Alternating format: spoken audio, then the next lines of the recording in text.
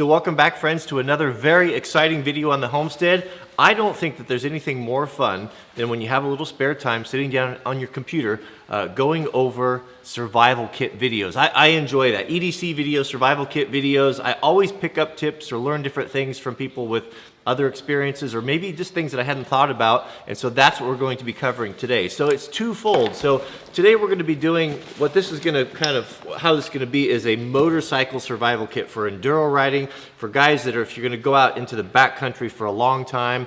But if you don't have a motorcycle, this could be a glove box kit. A lot of this stuff goes either way. Camel, whatever it is that you ride, you could benefit from this. So part one is going to be the backpack side of it, the survival kit. This is how I ride. A lot of people that I used to ride with basically do the same thing. Then you separate your bike side, your tools and parts, bits and pieces for repair in kind of a waist bag or a fanny pack. This is kind of heavy because it's got wrenches and steel and quite a bit of weight to it.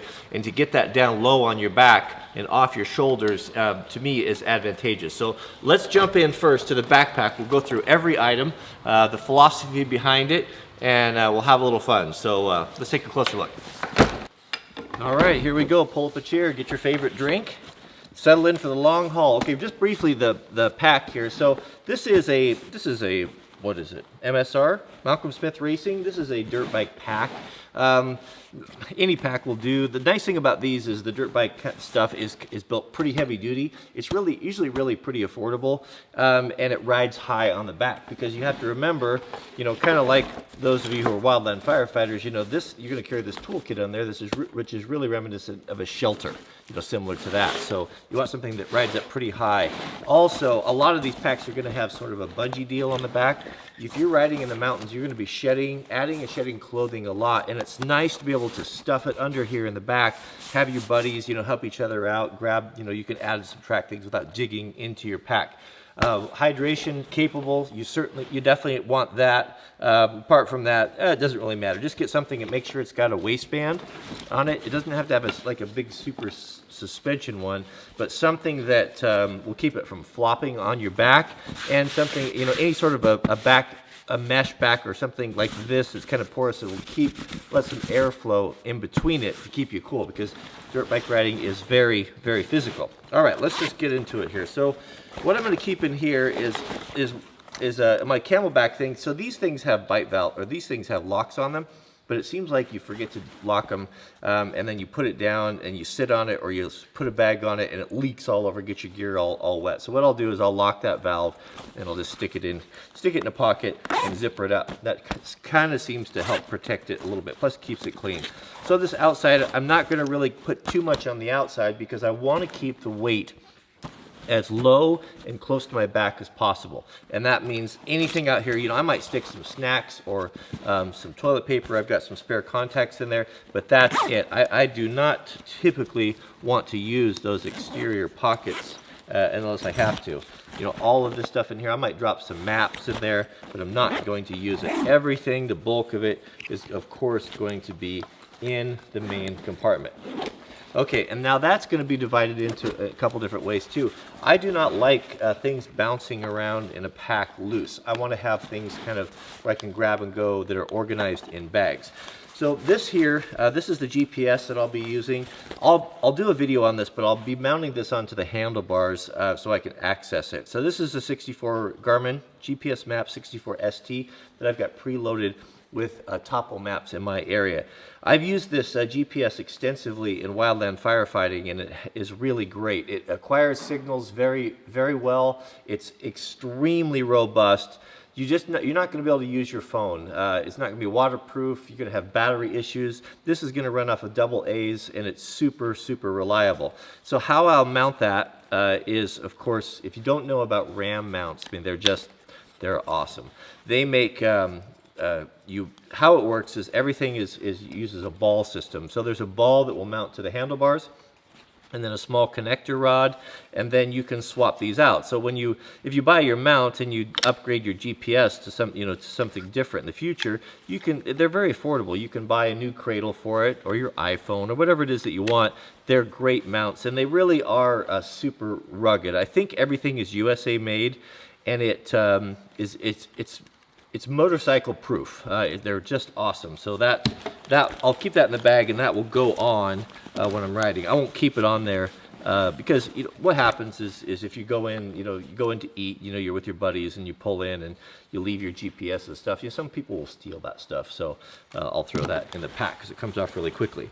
All right, so bag, all of the survival stuff, everything except for the space blanket is going to go into this bag, which will break down into sub bags. A space blanket, if you're riding in, if there's a chance that you're going to spend the night out, don't skimp on this. This is something that I was really resistant to carry in my wildland pack, and I have since had a completely different change of heart. It's multi-purpose. It can be used as a litter. If you have someone that needs to be carried or slid out, you can use it for a litter with multiple people. It can be used as a signaling panel. Make sure you get one. Don't get the blue ones or the dark green ones. Get the one that's red. You could stretch that out and throw some rocks on it, and you could be seen from the air if there is an aircraft looking for you. This is how we use these to signal aircraft for wildland fires.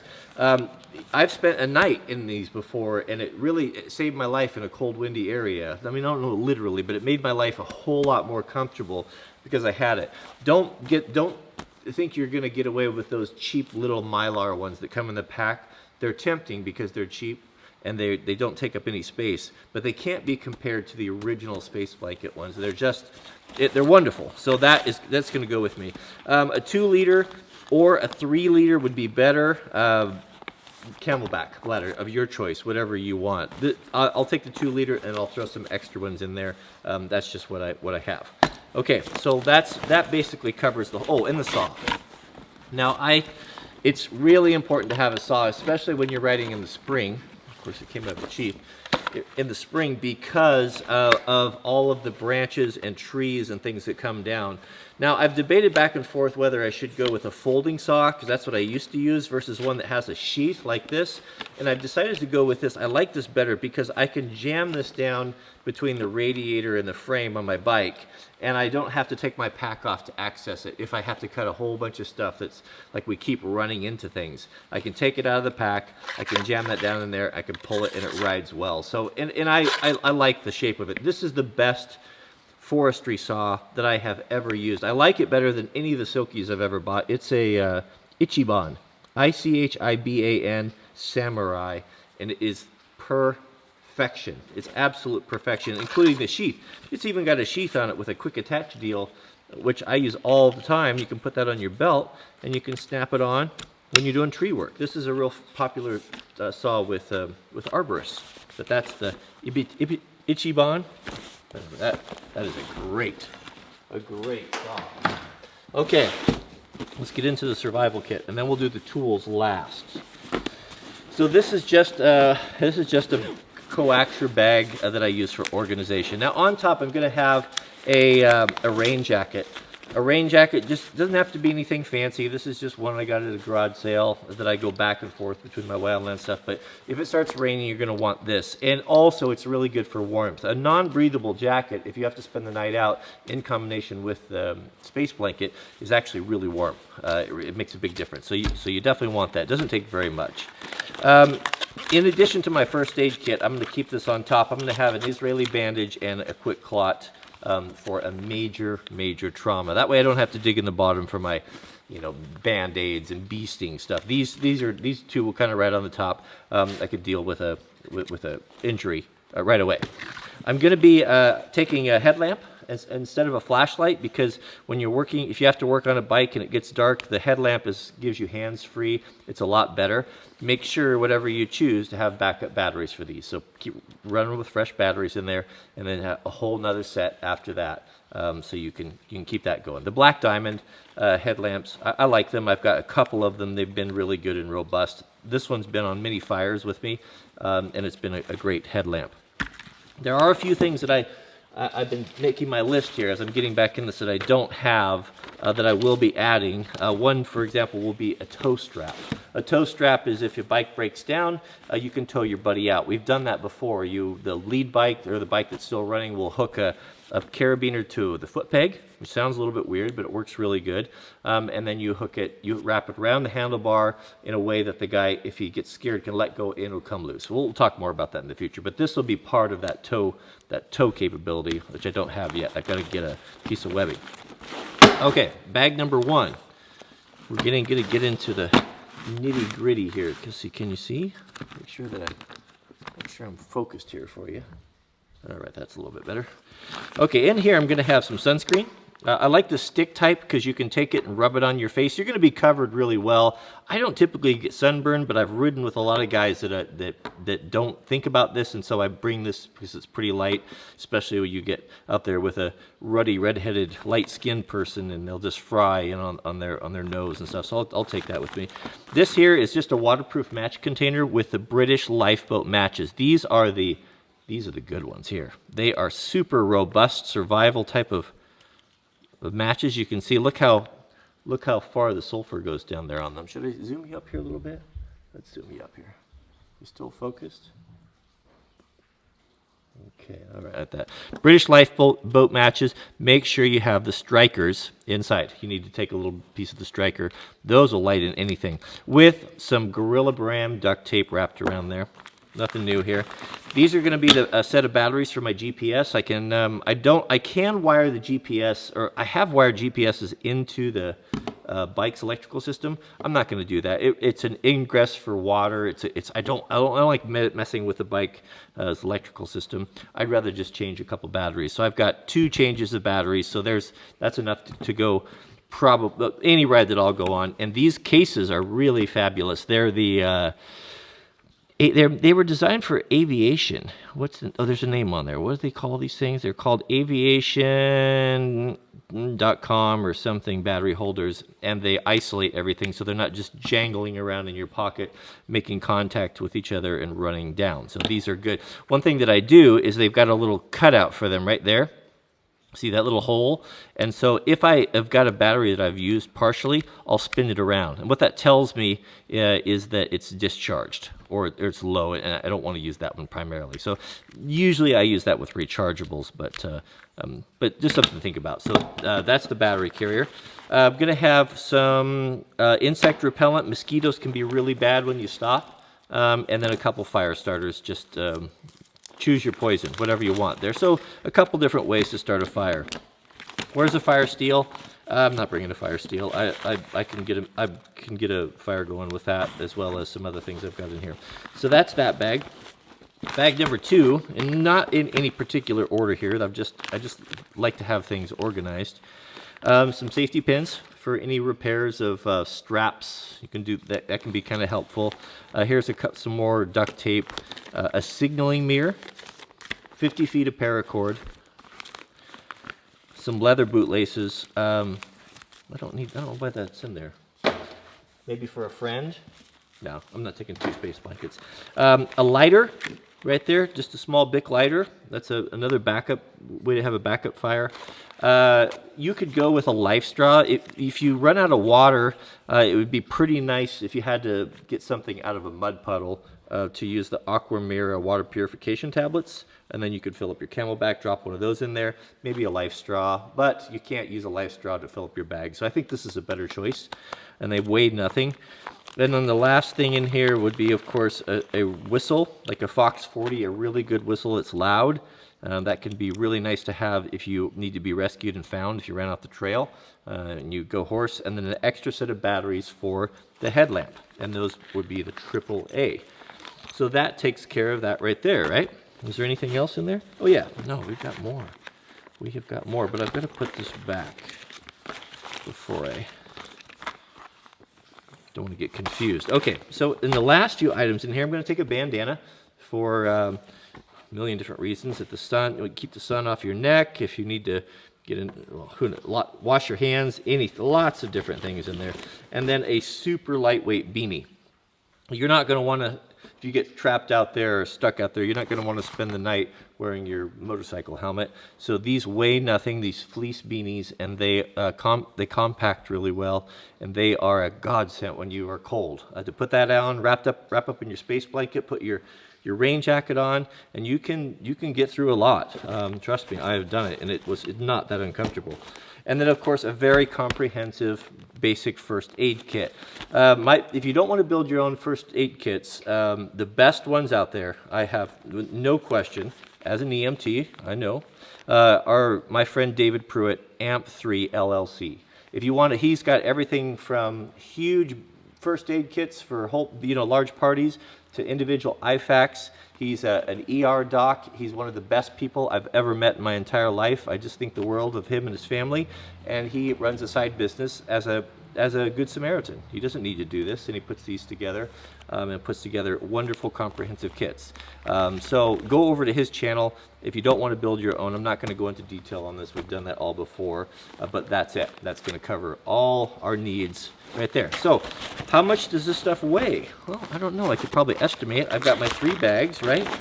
We've got our beanie and our deal, and we've got a couple of trauma dressings right there. Let me zoom you back out here. Focus. And we've got a beaner, a toe strap will go in there, headlamp, and the rain jacket, right? I would imagine this whole thing would probably weigh, I don't know, maybe 3 pounds.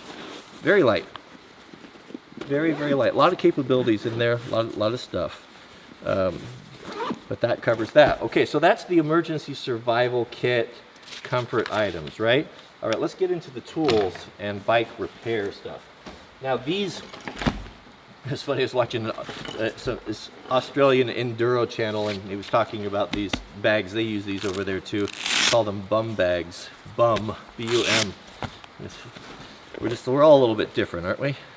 Okay, so what this is this is a dirt bike specific bag, and I kind of set this up. If I'm going to always take this with me in the future, even if I'm just going to go down the road and I don't need water and food, I'm going to take this here because it's going to have the tools in it, and it's pretty unobtrusive. And so I've got maybe a couple duplicate things in there just for that reason.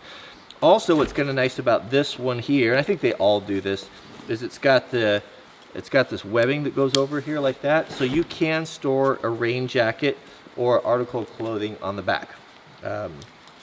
It's all right. It's okay.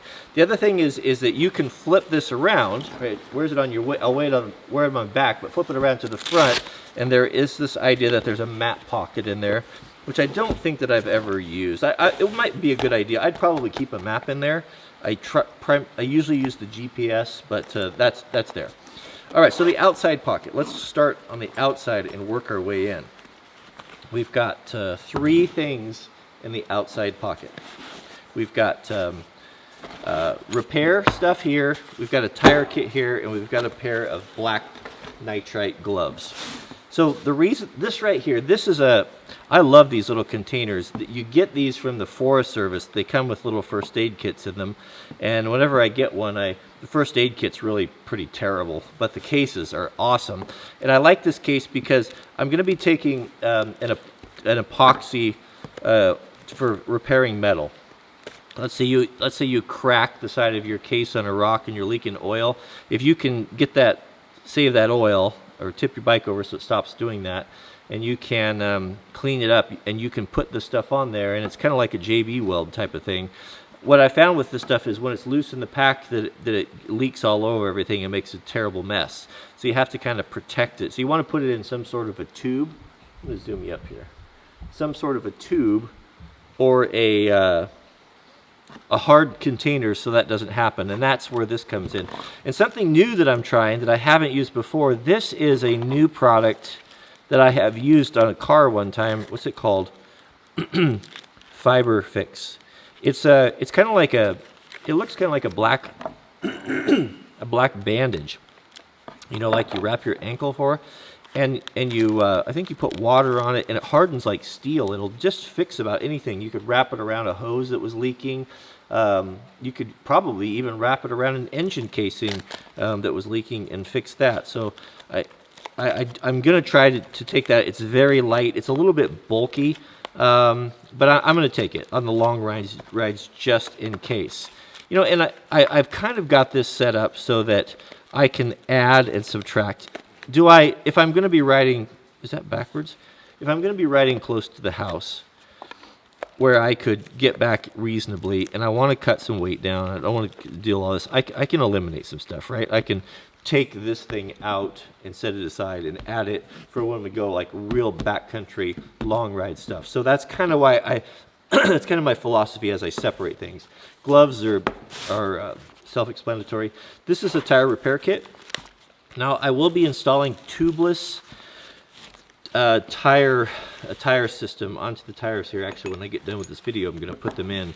And so this is kind of set up for that. That's why there's not an extra tube and there's not a patch kit per se, because I might add to that, but this is what I have for now.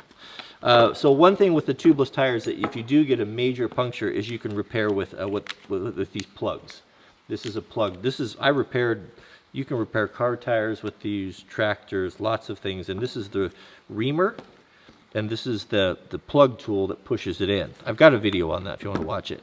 This is a very clever inflator system that's really much smaller than a pump, and that it threads onto these CO2 cartridges here, punctures them, and then you can inflate your tires with this tiny little thing. Really cool.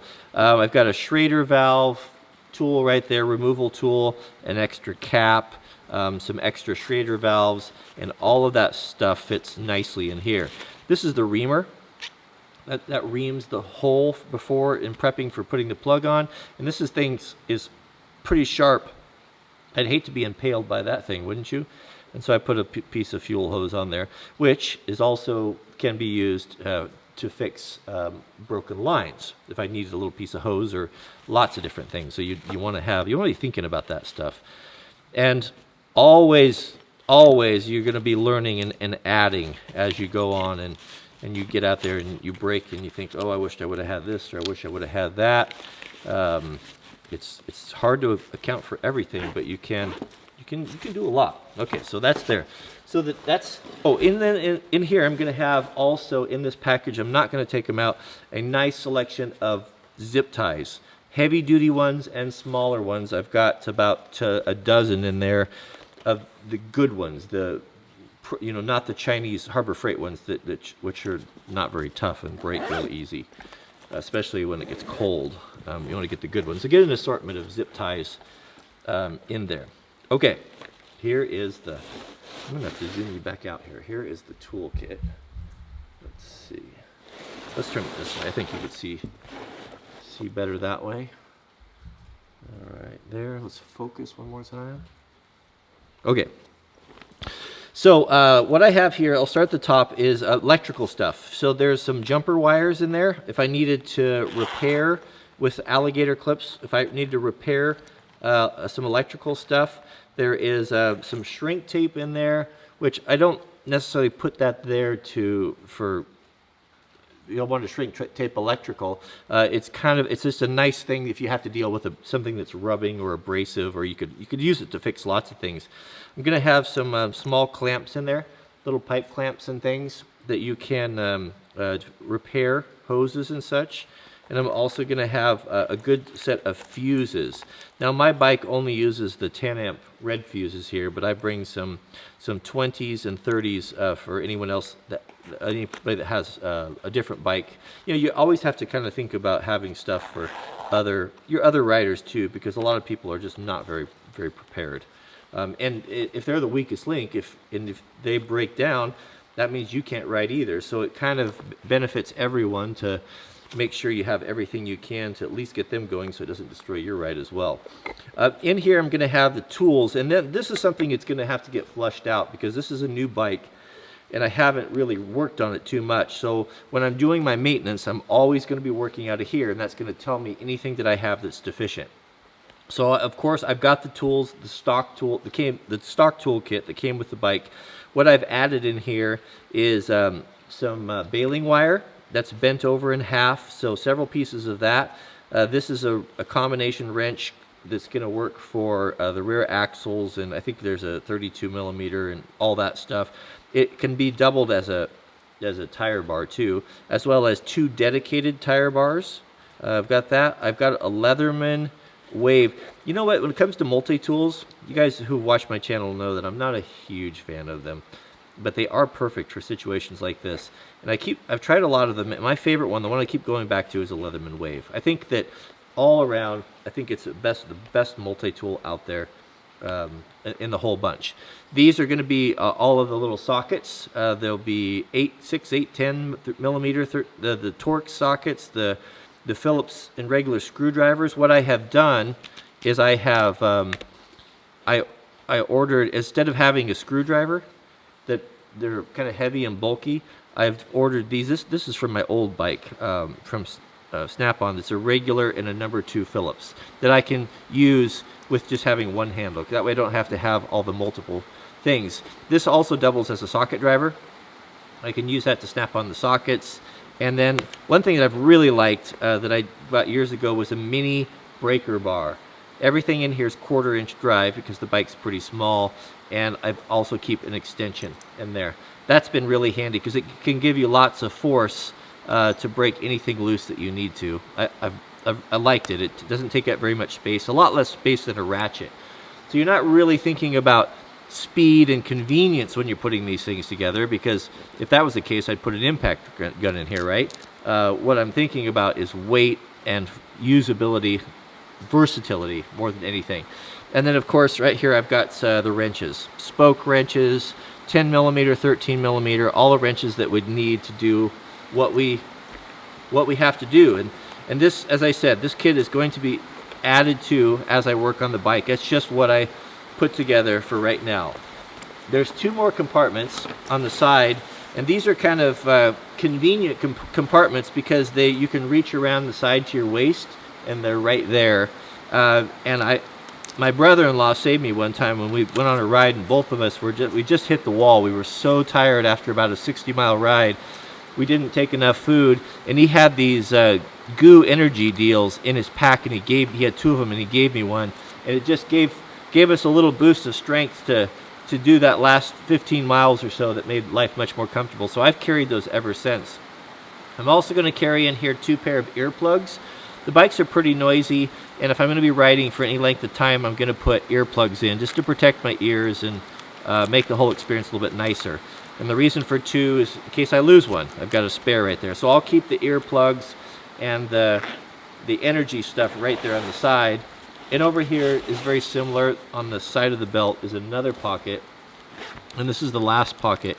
And I'll just do a couple of energy bars in there, power bars, whatever you like. It doesn't make any difference. So all of that fits in this small waist pack. It's quite compact. It's not very heavy. What's it weigh? I don't know. I should have weighed it before I did the video. But it's not bad. It rides really low on the back, and you don't really notice it's there. The thing I'm not super stoked about is this plastic thing that's hanging out there, but I do want to carry that repair kit, so we'll see. That might not stay in there. That's a new thing. But once it's zipped up, it can be cinched up pretty good with the Velcro. You can see here, and that's a pretty compact little unit right there that rides really well. It's perfect for dirt biking. These have been around a long time. They haven't changed a whole lot. Guys really like them. It's because they work. They're comfortable, and you just don't want to go out there without your tools. All right, well, let's wrap it up. So I think all things being considered, that's a pretty good start. One tip for you. So one thing I think a lot of us find challenging is if you have multiple kits. So let's say you have a 24-hour or 48-hour kit, by your bedside, or you have different things going on. Most people can't really afford to have multiples or duplicates of everything. And when you start robbing things out of packs, like, oh, I need my headlamp, or I need to grab my my first aid kit out of and going back and forth between multiple packs, it becomes impossible to track, and then you end up someplace and not having something you really need. So what I've done is, there's some things in here that I've had to take out of my Wildland kit that I want to use now, that I don't have duplicates of. GPS, for example. So what I'll do is keep a Sharpie in all your bags, put it in the compartment somewhere, and some marking ribbon or duct tape, just something that you can tie on and write on. What I like to use the orange marking tape that like foresters use, that you can get that stuff anywhere.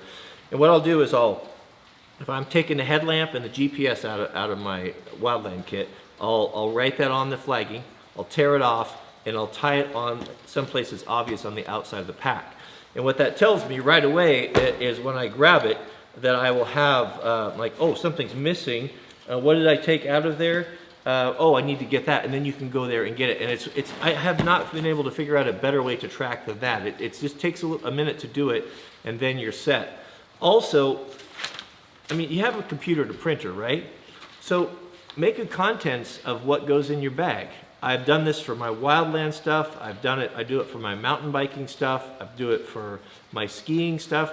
And throw it in a sandwich bag, print it out, throw it in a sandwich bag, and put it in your pack, right? What does it take? You know, it doesn't take up any space. Plus, you could always use an extra sandwich bag, you know, well, let's say you want to put your phone in there, keep it dry. And then you don't have to reinvent the wheel every spring, or you want to go into your hunting pack and like, oh, well, I spent like 3 days, you know, making everything perfect, and I can't remember, you know, what I did. Write it down, print it out, email it to yourself. So if you do lose this, you can email, you know, print out another one, put it in your pack, and as you think of things, you could write it down on there. So that's what I have here. So some things that I want to add to this that I don't have, was a tire gauge for one. The tire gauges that I have are kind of crude.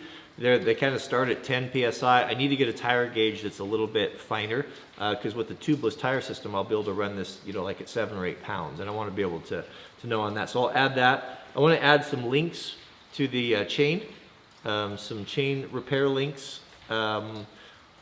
Spark plug, I want to add that. I want to add a set of levers. I think this uses the same lever for the brake and the clutch, so I'll check into that. So I want to add an extra lever and a shifter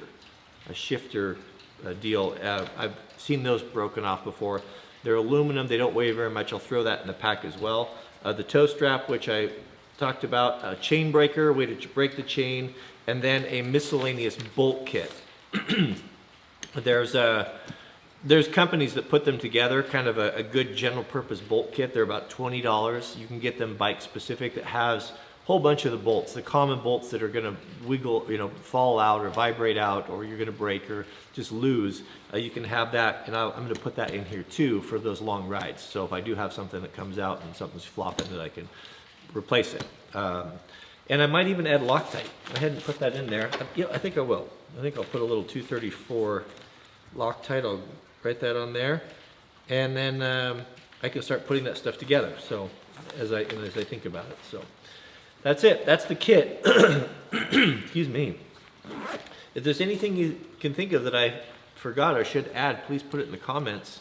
We're all learning together, and that's why I think we like to watch these videos, as we pick up different things from one another that we hadn't thought of. So I think that's it. All right. Thanks for watching, guys, and we'll see you on the next video.